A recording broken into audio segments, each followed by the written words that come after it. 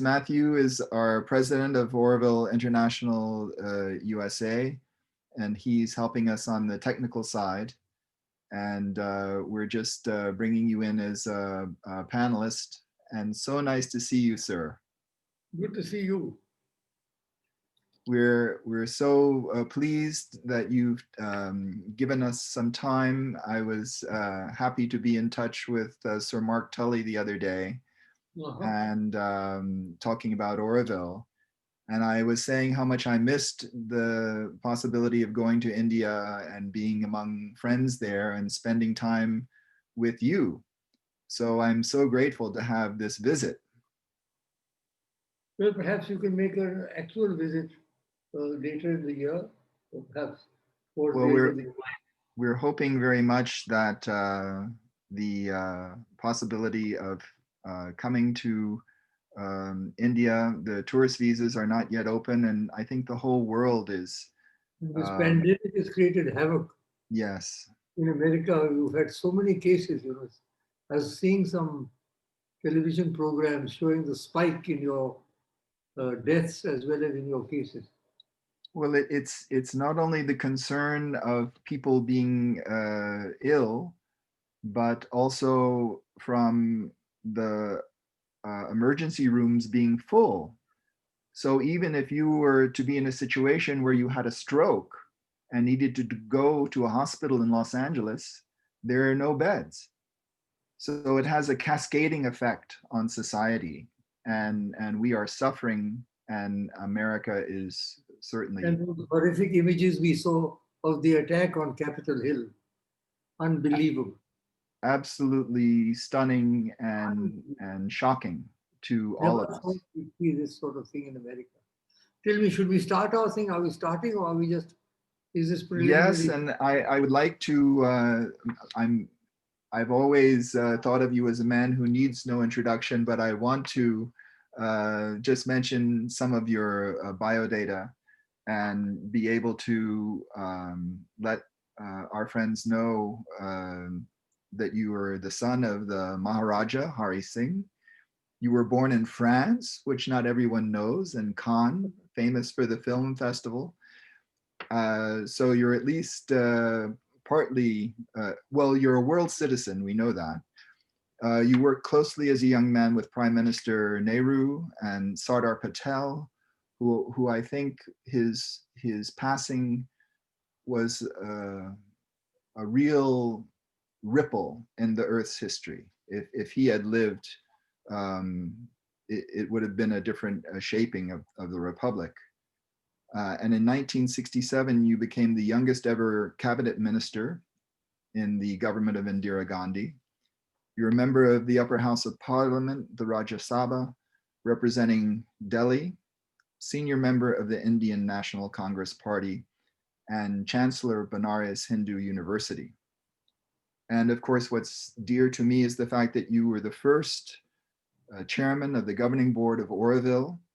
And after celebrating Auroville's 50th birthday in 2018, you've completed your last term as chairman this past November.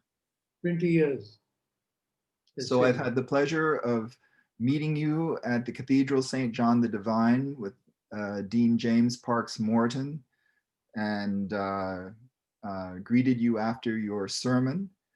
And then again, was able to spend time with you at Cornell University and at the Indian Consulate in New York and in Delhi, and when you received an award from the Temple of Understanding. So many wonderful memories of being both here and in New Delhi and in Auroville and listening to you speak. And I really feel the need for statesmanship on the planet is more important than ever, and the need for the sacred feminine. And that you, who wrote this book honoring so many important women in your life, should share some of your insights and some of these remarkable personalities, starting with your beautiful wife and your remarkable mother, who had such a profound influence on you. Indeed, it's a pleasure to be with you on this program, Julian. And I do remember all our many meetings across the globe, and I hope they will continue. I hope that a time will come when you'll be back in India. I don't know whether I'll be able to travel again. I'm going to be 90 2 weeks from 2 weeks from. Can you imagine? I know. I was so happy to be at your 80th birthday and to see all of your friends from New Delhi gather around you and honor you and film and respect from the Prime Minister. We can't have a party this time because of the pandemic. Right. But I'll still be interacting with a lot of people. Well, So I wanted to share a photo. Where would you like to begin, sir? Wherever you like, whatever one you like, your choice.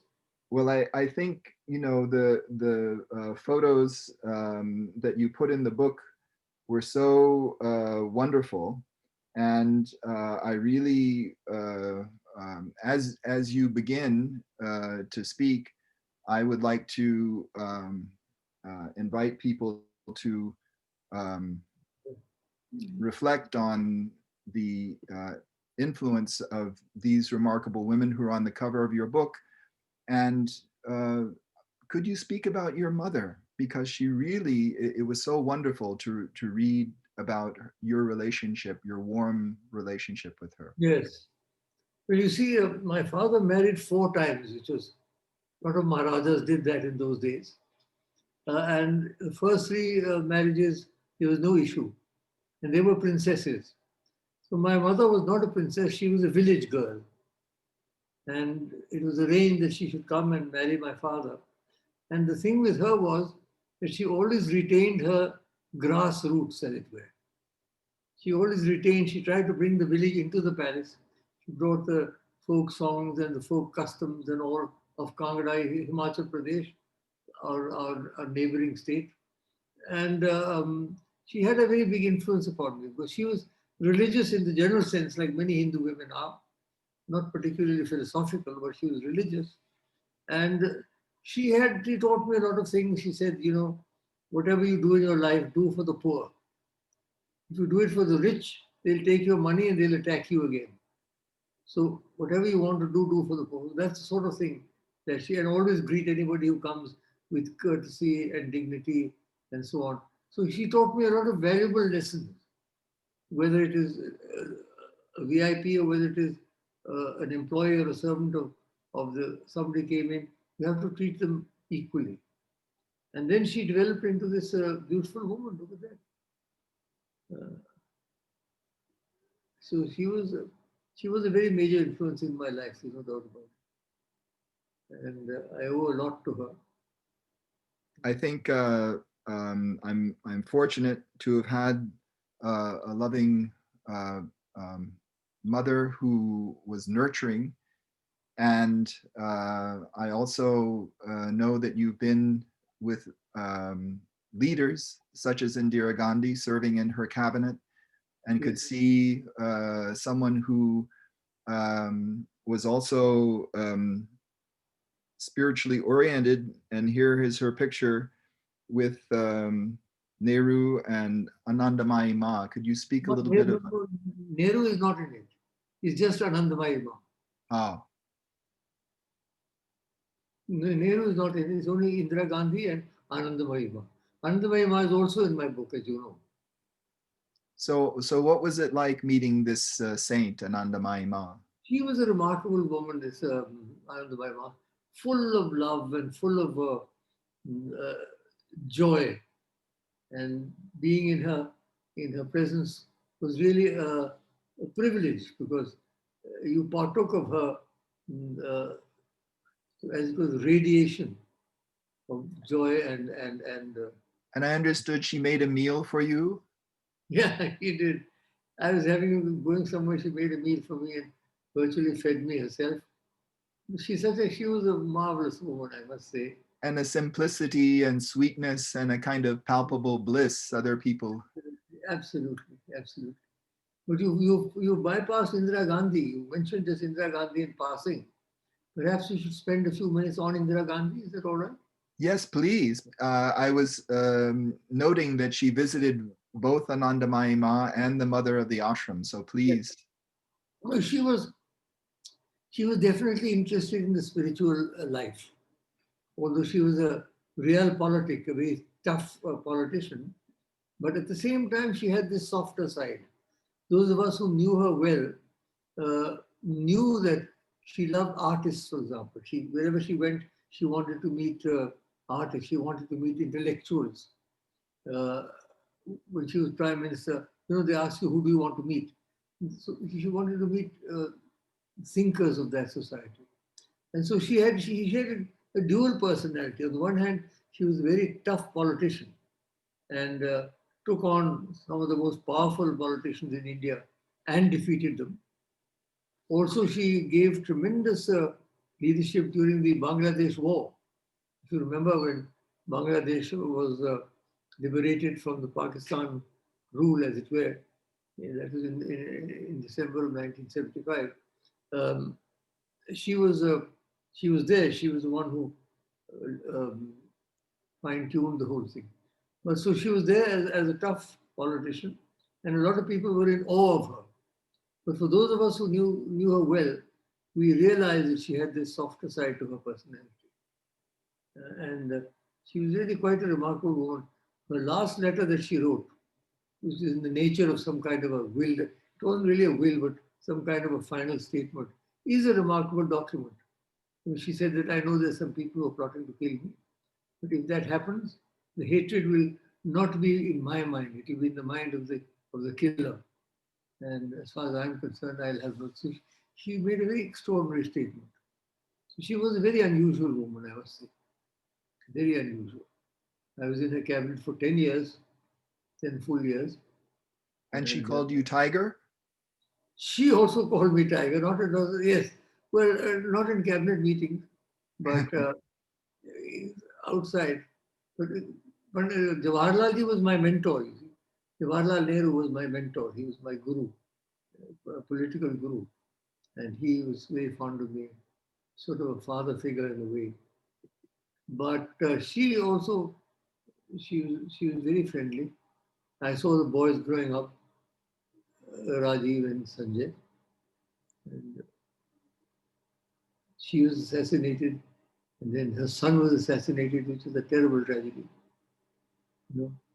It's so poignant. And one of the times that I was able to meet with you was when you were ambassador to the United States. And the headline on the Washington Post was Maharaja on Ambassador Row. So, yes, rock and roll addict and eternal optimist. Yeah, that was a very useful article because I hit the ground running.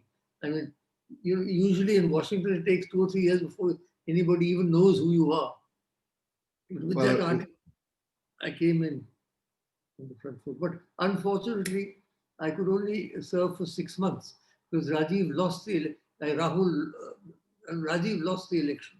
yes, And I was a political appointee, I was yes. not a serve. So that's how the tradition is that we resign when this happens. So I know also that we had the um, fortunate presence of um, Mrs. Gandhi having contact with the mother of the Sri Aurobindo ashram, yes, and that she visited and sat with her. And for myself, who never was able to meet the mother in person, it's very important for me to hear about your time with her, because here's another great spiritual leader and the founder and visionary of Auroville. you see, we met her first on a visit to South India way back in 1955, I think it was. My mother and I and my wife, we all traveled on this long journey to South India to see these great temples. As you know, South India has these marvelous, unbelievable temples. You must have seen some of them in Madurai, for example, or in Tanjavur. Meenakshi Temple and Tanjavur, so wonderful. Extraordinary. And so we called at the Aurobindo ashram, and that was the first time I met the mother. That was way back in 1955. At that time, I didn't know that she would want me to be so closely associated with her pet project, which was Auroville. It was just beginning. Auroville was just beginning at that time. And, you know, Frederick was there. He was one of the few people, and his son. And the mother was, she had an aura, no doubt about it. And then I met her several times later. For example, in 1972, before I became chairman of Auroville Foundation, there was the birth centenary of Sri Aurobindo. You will recall that. And we had lots of plans. And I met with her and discussed some of the plans that we had for Delhi. We did a lot of work. We were able to acquire the building in Calcutta where he was born, the Sri Aurobindo Bhavan, and the building in Baroda where he spent 14 years, Aurobindo Nivas. Both of those buildings we were able to acquire, which is a bit of a miracle because after all those years, those buildings were still there. And we also came out with the collected works of Sri Aurobindo. So that was something that I did with her. I think she liked what I was doing. And I think you even had dreams connected with the mother. Yes, she has appeared in my dreams occasionally. She has. And you were there with Udar Pinto, one of her secretaries. Udar Pinto, I knew Udar Pinto well. He's a very good man. And there were lots of people there when we first came who were senior. Nalini Gupta was also there. And whenever I went there, he was dressed in spotless white. We went to his room. And for some reason, he said, whenever I see you, I think of Savitri. I don't know what that meant. I mean, I haven't studied Savitri in any depth because it's a very, very difficult. He said that. I can't still to this day understand what it was that why did he say that? Well, Savitri really was Sri Aurobindo's recounting his own sadhana in poetic form, and what he and the mother were collaborating to do. So it's wonderful that he would associate you with this magnum opus of Sri Aurobindo's. I wanted to ask you to talk about Daya Mata because yes. The influence of Autobiography of a Yogi, and I know you're familiar with the book American Veda, and yes, this incredible influence that this book had on pop culture icons like George Harrison and Steve Jobs of Apple computers. So many of the people who had such a visionary inspiration and creativity were also open to Indian spirituality, and she carried the torch for Yogananda in America. Yes, of course, we all grew up reading that book, Autobiography of a Yogi. I think many people, thousands of people, when they first entered Indian philosophy, that was the book they read, because that was a first-hand account of his life and his achievement. And as you say, it's a very influential book. And I visited the Self-Realization Fellowship in Mount Washington in Los Angeles, their headquarters. Daya Mata was one who took over from him. She had also come earlier, many years earlier, to visit my mother in Kashmir. Huh. I knew her, and she was also very much in a way like Anandamayi Ma. She was also full of joy and full of, love. And she carried the torch very well after his passing. And now, of course, I think Brother Chidananda is now the president of the SRF, Self-Realization Fellowship. Right. It's a very remarkable thing. I wanted to mention Jean de Salzman because Sam Spanier, who founded our center Matagiri here in upstate New York, had studied with her in Paris. And I only found out that you had met her when your book came out. And I thought, oh, if only you two had been able to have a conversation when you visited us at Matagiri all those years ago. So how fortunate to have your book is Meetings with Remarkable Women, which is echoing the book Meetings with Remarkable Men, which is Gurdjieff's book about his journey. And she was his teacher carrying on his work. Yes, actually, the book flowed from that because one day my daughter Jyotsna, whom you may have met, yes, she's Dr. Jyotsna, PhD, she is also a social activist. She said to me one day, she said, Bapuji, Daddy, said, why don't you write a book on meetings with remarkable women? You met so many women. So I said, no, don't be ridiculous. Why should I write a book? No, no, no. She insisted. It is as a result of her insistence on the basis of meetings with remarkable men that I came out with meetings with remarkable women. And that I stole the title, obviously, from Gurdjieff. And Madame de Salzman was his collaborator and worked with him.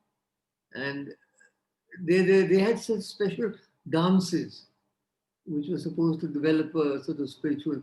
I remember she came to Delhi, I think. Because I do remember seeing her and her group dancing somewhere. It must have been in Delhi. I don't think it could have been anywhere else. And she was, obviously a very talented woman. And the fact that Gurdjieff should have chosen her to carry on his work, I think is important. And you write that meeting her in the hotel, you expected her to take the elevator at the age of 100 and she came walking down the stairs. I thought she'd be in a wheelchair, but she came briskly walked down the stairs. And I was pleasantly surprised. And, Gurdjieff is a whole new world. All these people I've met, each one is a world by itself. For example, Dea Mata is a whole world of RSF. SRF, Self-Realization Fellowship. The mother is a whole world of Sri Aurobindo. This lady is a world of Gurdjieff. Each one of these really represents a rich contribution to human civilization. That's why I put them down. Juliet. We have someone in common. Yeah. I so love this woman. I remember meeting her at St. John the Divine when she was participating in a pageant of the Sufi teacher Pir Vilayat Khan from the Sufi Order of the West, and she was dressed like an angel. So that's how I always think of her. She was an angel. I mean, she was a remarkable woman, really. She was one of those women who was driven, as it were, by a certain ideal. And her ideal was the interfaith movement. And she really worked hard for it. And she traveled around the world. I happened to meet her first in Calcutta when she was there for one of the functions. And then later on, I met her again in the cathedral, where she was a constant. She was chairman of the society, actually, and I was a member of the executive committee. So we used to meet fairly often whenever I was in America. And she was so full of dynamism. And she was and she had a way of getting collaboration from top people. Yes. You also include Eleanor Roosevelt in your book, and Eleanor Roosevelt is someone who lent her name to the interfaith work of Temple of Understanding. Yes, indeed. And Dr. Radhakrishnan also, she got to help her, and several other people, the Birlas, big industrialists in India. And she had, as you said, this knack of being able to evoke support from whoever she met. And I believe she used to wax poetic about her houseboat in Kashmir that she would go back and visit. She owned half a houseboat in Kashmir. Wangnu, there's a man called Wangnu, a Kashmiri, who owned the other half, I presume. And so she was always reminiscing about the marvelous houseboat and how she loved Kashmir. I didn't meet her when she was in Kashmir, I'm afraid. But I met her subsequently, and I was on her committee, and ultimately went on to be international chairman of the Temple of Understanding. Yes. So that gave me a very important uh, ingress into the interfaith movement. And we owe a lot to her. A lot to her. This is from your book, Margaret Mead. And I Know. want to take a moment to acknowledge that her daughter, Mary Catherine Bateson, just passed away.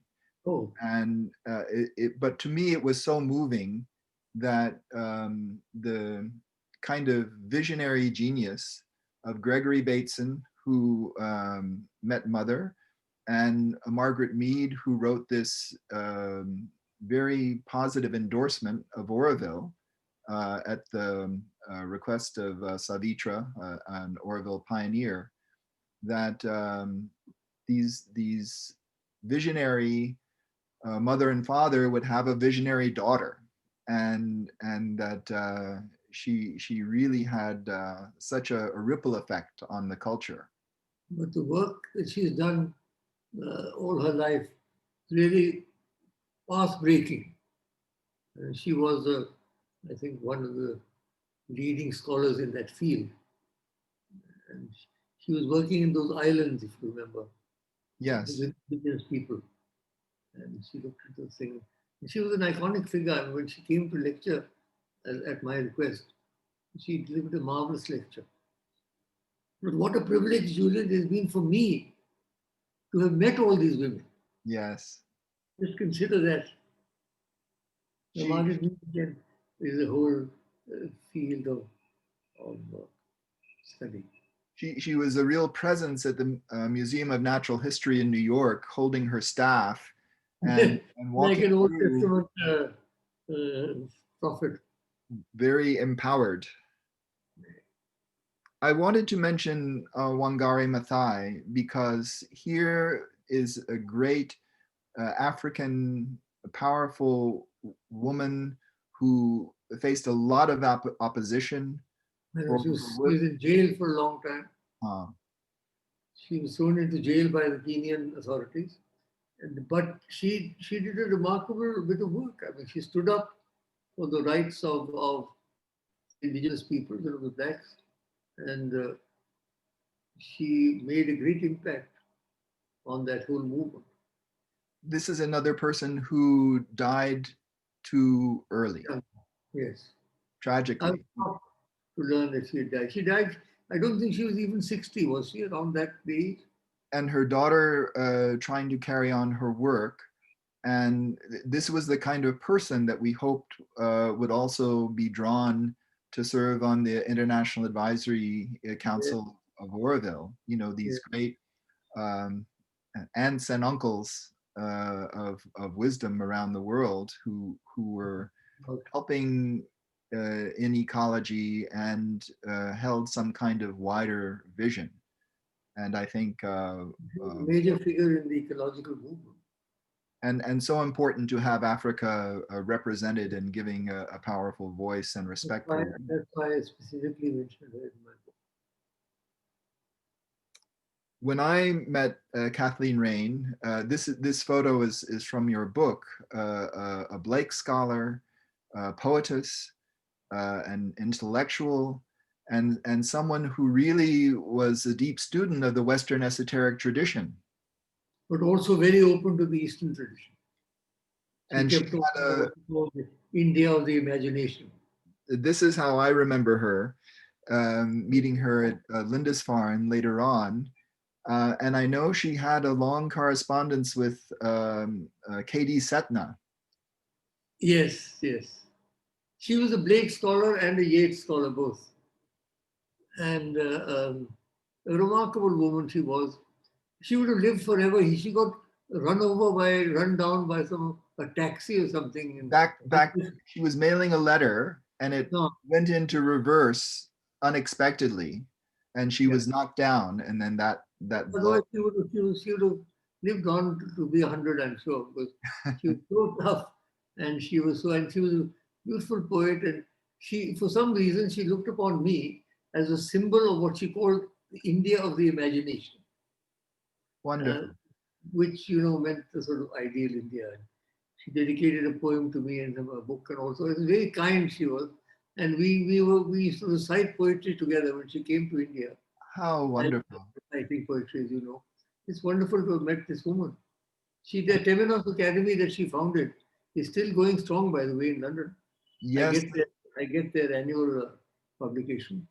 Keith Critchlow, who was a sacred geometer who also passed, and John Michel, who wrote View Over Atlantis, all interested in the ley lines and the standing stones and the significance of the great cathedral, Chartres, and these unusual alignments. Then has Crichelo passed on also?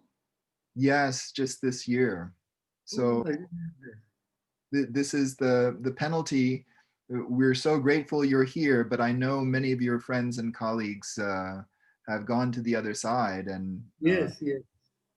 it's very poignant. It's a miracle that I'm here. Lord. So this is again someone who we Yes, share. Kapila was in Delhi for our conference on Auroville, yes. and like you, everyone knows her. Yes, so she's been around for so long, and she's done so much work in the intellectual field that anybody who's anywhere near the intellectual field knows about her. She's an iconic figure. She was a very difficult woman, by the way. She wasn't an easy woman to get on with, but she was a great woman in her own way. She did a lot of important work by setting up the Indira Gandhi National Center for the Arts in Delhi and also in the India International Center. And she looked, I looked upon her as sort of an elder sister. I wanted to share this picture with with Sardar Patel from Auroville and Malika Sarabhai. Marabai, members of the board, and Kapila. Where Yes, was it taken, do you think? this was in Delhi Hmm. at our conference. Okay, So that's a it was, picture. Three extraordinary women. yes, and I think it's a great blessing that you identified them and they respected you, and there was a mutual appreciation, and to Yes. hear that Kathleen Rain wrote a poem to you, it's just such a sweet insight.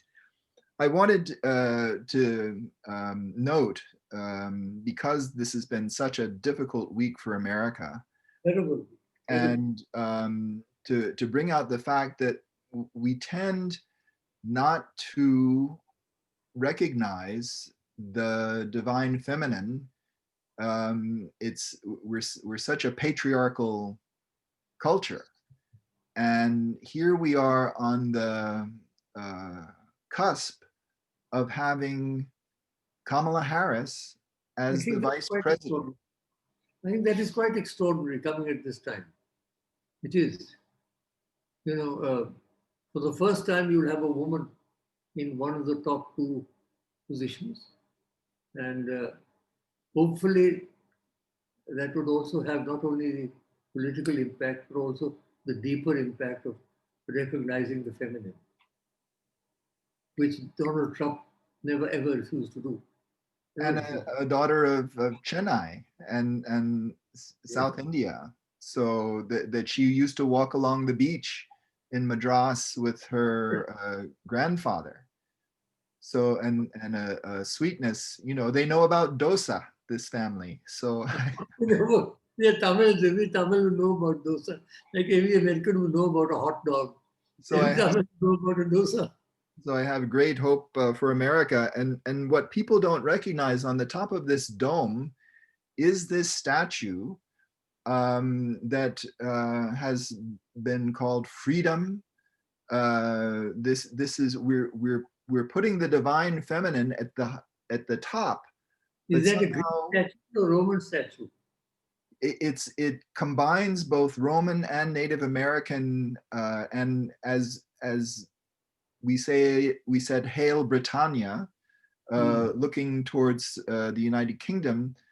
Colombia became an iconic invocation of the feminine principle of America, and you had the Columbian Exposition and the Columbia herself was a goddess, wasn't she?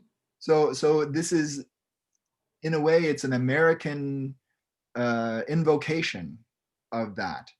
And the District of Columbia is the home of our nation's capital, but somehow we have forgotten. Neglected her totally. And I think this is unfortunately to our great detriment that we have focused so much on what I see as a toxic masculinity, something that's so, I think of it as testosterone poisoning. And we need to invoke the feminine, and we need models of women leaders, both political and in the culture. And I'm so grateful that you took the time and that your daughter inspired you to create this book for us to reflect on it. I think some of the people who are with us might want to pose some questions. Would you? Most welcome. Most welcome. Our good friend Dinesh Sharma gives namaskar, and he says you look great and healthy, which we're happy as you approach your 90th birthday. Yeah, well, that's Lord Shiva's grace. That's all I can say. It's a divine grace. And if anyone else has a question, please add it. There was says you were responsible for getting the India House in Washington, D.C. started. Where is that project now? The India House, that is a cultural center. You mean? Yes. You're probably referring to the cultural center. In Washington, D.C. Right. In Washington, D.C. Because we have cultural centers around the world, but none in Washington. So when I was there as ambassador, I initiated the process. But thanks to our bureaucracy, you won't believe this, it's still not ready. That's 30 years ago. So you can see how our bureaucracy works. It is. But the building is, they're still working on it. They're still working on it, apparently. I don't know what's happening, but I don't think it has been inaugurated yet. I would have known.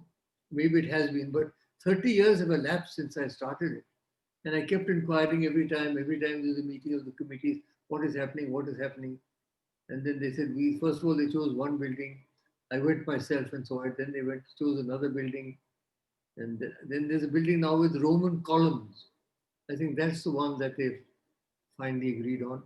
Then there were problems of, space and permissions and various things of that nature. This is what happened. Question Dinesh Sharma asks is, who are the great women who are leading India today, politicians or non-politicians? Well, the only significant woman politician in India today, of course, is the Bengal Chief Minister. And she's a very tough woman. Mamata. Mamata, the Banerjee? Mamata Banerjee, yes, Mamata Banerjee. She's the only major woman politician now in India. And spiritually, we still have that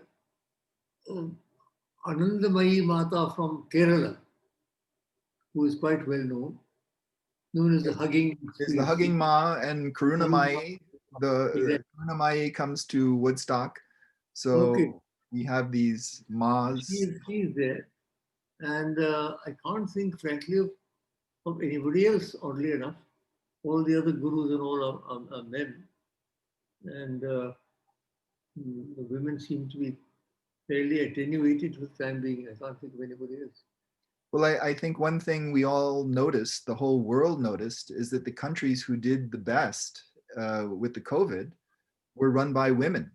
In Germany, in South Korea, in New Zealand. So I think there was a trend internationally, seeing the effective leadership of women. Of course, don't forget Sonia Gandhi. Yes. Sonia Gandhi led the Congress party to 2 victories in 2004 and in 2009, which is a remarkable achievement. She gave the party 10 years in power. She's now, I mean, she's done what she had to do. She can't do miracles all the time, but she has played a major role. It's quite extraordinary how an Italian woman from a middle class family came into the Nehru family and suddenly blossomed into this leader and turned down the possibility of becoming prime minister. She was offered it, she could have taken it. She said no, and she made Dr. Manmohan Singh the prime minister. So she has played an important. She's still around, mind. She's still chairman of the Congress Party, but she's not as active as she was before. I should have mentioned her, Mamata Banerjee. Those two are definitely in the political realm. Well, we're looking forward to the inauguration. I ask all our friends around the world to literally pray for the United States as we go through this COVID crisis and this leadership crisis. Yes, let me spend a moment on that. You know, the scenes that we saw were unbelievable. They were traumatic, even for us sitting half a world away. We couldn't believe that these sort of scenes could have possibly happened in the United States. And clearly egged on by the outgoing president, there's no doubt about it. He was directly responsible. And you know, it is a miracle that more people weren't killed. I mean, the way they broke into the thing, they could have killed Biden, or they could have killed Pelosi, or other people. It's a wonder that everybody escaped unscathed, except for the 4 rioters and 1 policeman.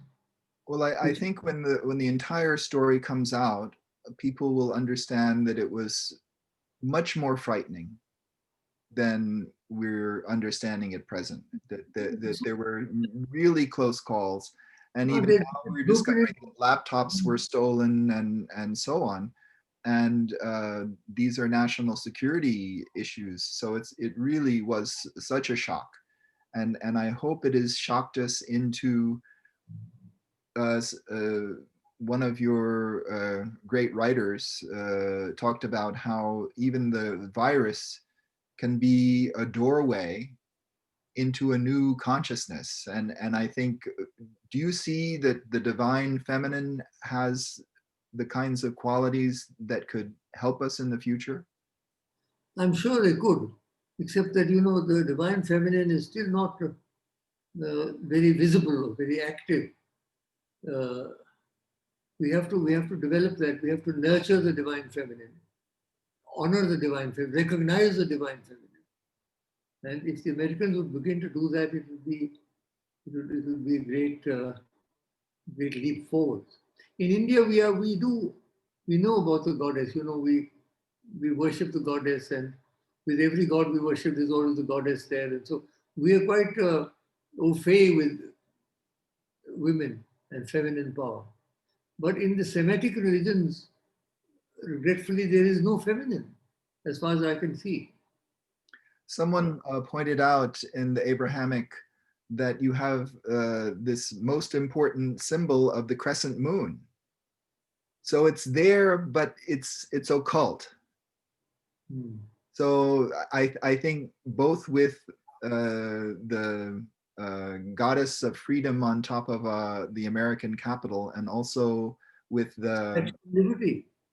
What about the Statue of Liberty? That's the feminine. Yes, absolutely. But those qualities of empathy, of compassion, of receptivity, I think it's so profound that in Auroville, the temple is for silence and meditation and receptivity to the divine feminine. It's Matre Mandal. It's to the feminine. Definitely. So I'm hoping that our muses lead us. So, sir, I thank you so much for your time. Many of the attendees have conveyed their gratitude and appreciation. I know you've met people like Carl Sagan and Julian Bond and so many people who we've spoken about over the years. So perhaps we can meet after your birthday celebration about meetings with remarkable men. Yes. Well, you know, yes, I have met a lot of remarkable men. Jonas Salk, for example, the Salk vaccine inventor. Ilya Prigozhin, great physicist who got the Nobel Prize. Carl Sagan. Stan Grof, Yes. who started the Transpersonal Association movement, transpersonal psychological movement. And of course, so many political leaders.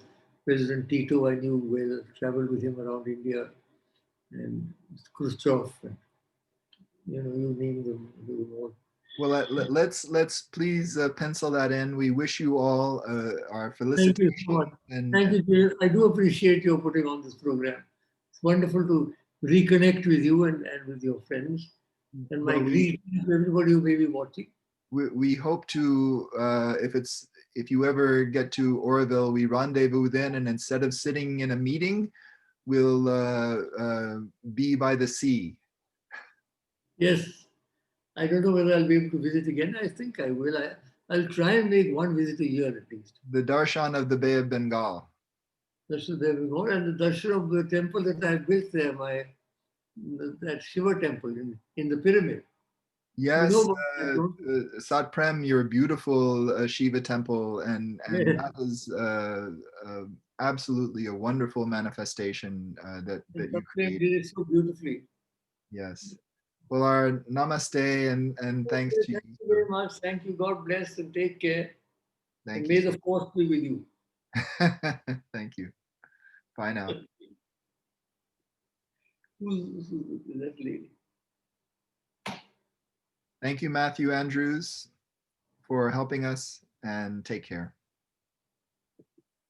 My version of Matthew Andrews.